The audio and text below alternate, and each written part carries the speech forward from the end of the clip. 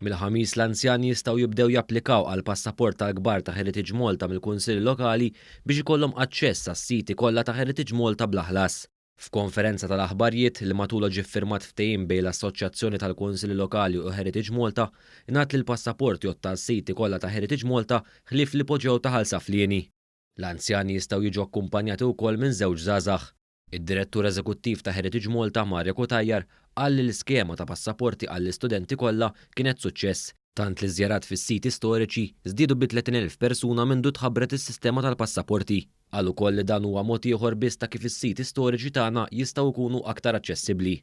Prattikament ftaħna is-siti tagħna, is-siti ta' Heritage Malta, l-patrimonju ta' dal-pajjiż għall poplu kollu Malti.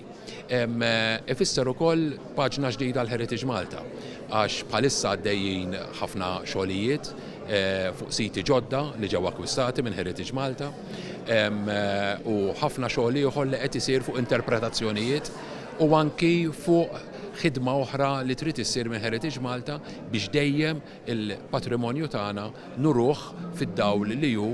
Preżenti għat-tnedija tal-passaport tal-kbar kien hemm ukoll il-Ministru Owen Bonnici u s-Segretarji Parlamentari Anthony Adjus Decelis u Silvio Parnis li flimkien ma' 20 ta' sindki preżenti laqgħu din l-inizjattiva u ħeġġu lill-anzjani biex japplikaw għal dan il-passaport fil-Kunsill Lokali tagħhom.